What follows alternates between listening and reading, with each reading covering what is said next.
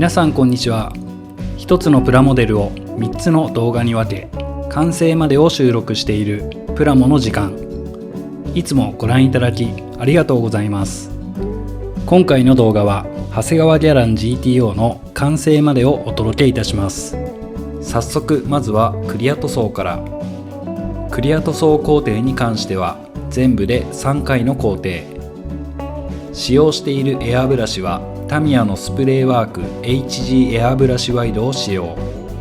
塗料はクレオスの GX100 スーパークリアー2をガイアカラー T01 薄め液で1対 1.5 程度まで薄め吹き付けています。塗装工程1工程目は少し遠めから塗料をボディ表面に対してふわっとのせるように吹き付け、1工程目と2工程目の間に軽く2000番のペーパーヤスリで表面を整え、2工程目はしっかり全体をまんべんなく塗装、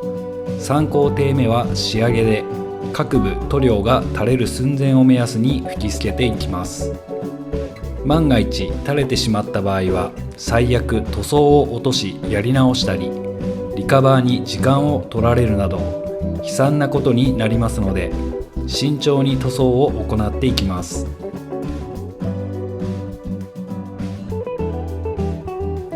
次に取り出しを行っていきます。クリア塗装後十分に乾燥させた塗装面は一見ツヤがあるように見えますが、塗装面にはまだまだ凹凸が存在しています。この凹凸を消していく作業をしていきます。徐々に番手を上げ滑らかな面にしていきますので、前もって逆算をしクリア塗装を行わなければいけません。ここでクリア塗装時に意識している塗料が垂れる寸前、つまり多少厚めにクリア塗装を行うことがここで生きてくると思います。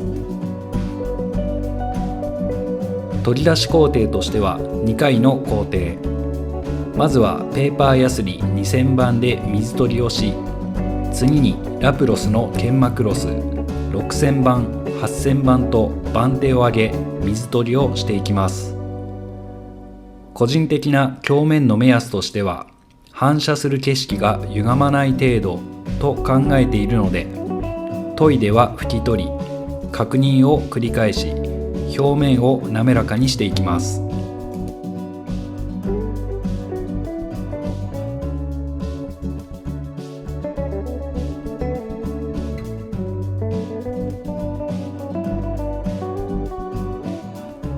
続いて鏡面仕上げの工程です。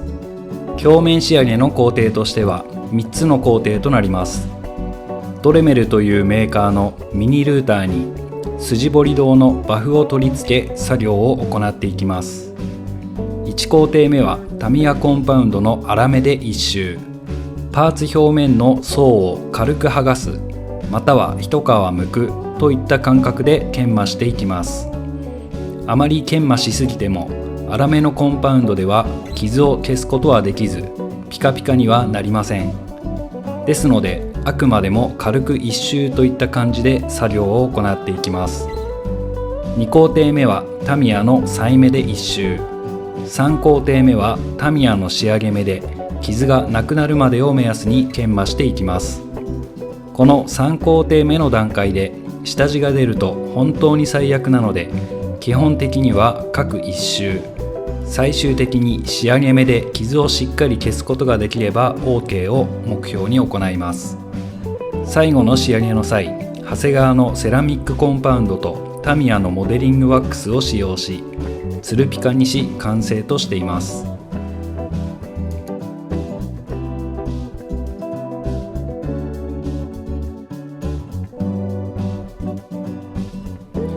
続いてリキッドクロームマーカーを使用し、ウィンドウモールのメッキ調塗装を行っていきます。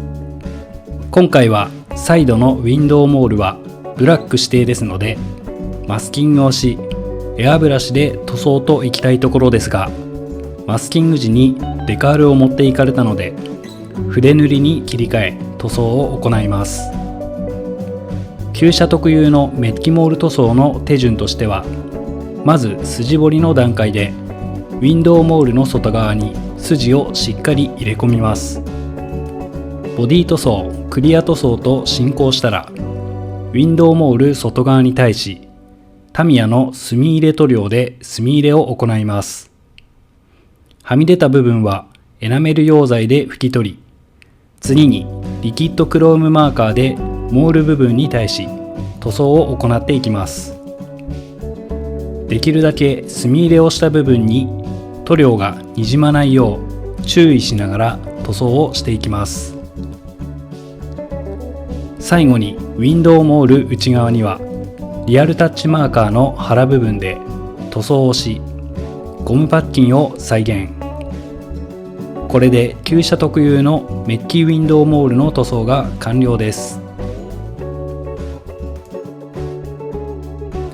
次にこちらを見てほしいです。ウィンドウモールをエアブラシで塗装しようとマスキングをしていたところ、サイドのストライプデカールが剥がれてしまいました。剥がれてしまったマスキングテープについたデカールをエナメル溶剤を染み込ませ救出を試みたのですが、納得のいく形で救出ができなかったので塗装で修復していくことに。ボディカラーが暗いグリーンなので、まずはエナメルシルバーで剥がれた箇所を下地塗装。塗料が乾いた後、ガイアノーツのアルティメットホワイトを重ね、なんとか見れる状態に。もっとクリアを厚めに吹きつけるべきでしたと反省しつつ、最終工程へ進んでいきます。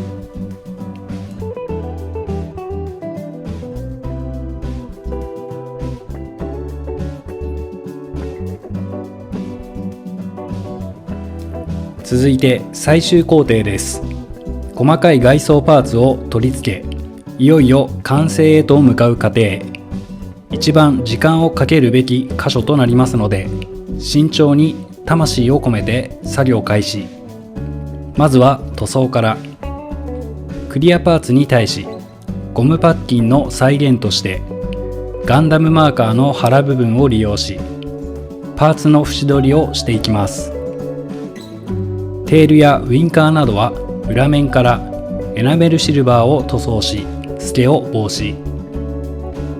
エンブレム類にはエナメルブラックを大胆に塗り込み、乾燥後エナメル溶剤を染み込ませた綿棒で拭き取り、メッキ部分を露出させていきます。エンブレム類は厚みがあったので、ランナーについた状態で裏面からヤスリがけ、折れたり破損しないよう慎重に厚みを減らし薄くしました。実車と見比べ、エンブレム類の R 部分にはレッドを差し込み GSR を強調してあります。次にライト類を組み立て、ホイールにはセンターキャップを取り付けていきます。ウィンドウにルーフコンソールを取り付け、ボディとシャシーを合体。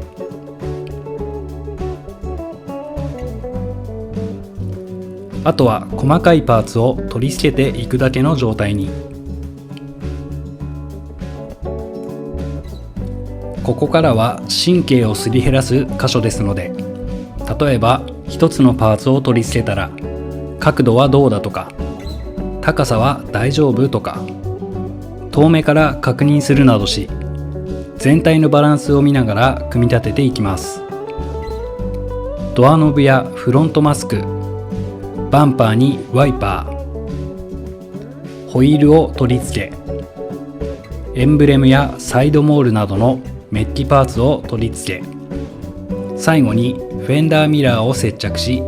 完成となります。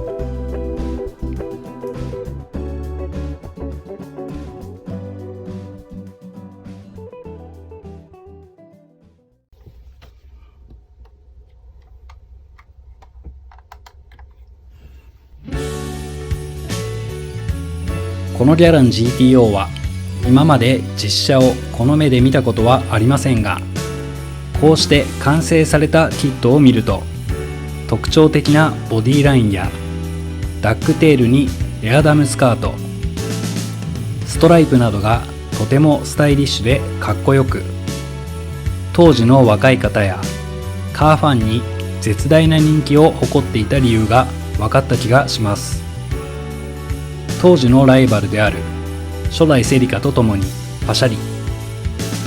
一時代を築いてきた GTO にセリカは、僕の中では現代の車にも通ずるテクノロジーや技術が詰め込まれたヒーロー。いつかこの目で実車を見てみたいと思いを馳せつつ、今回はここまで。ご視聴いただきありがとうございました。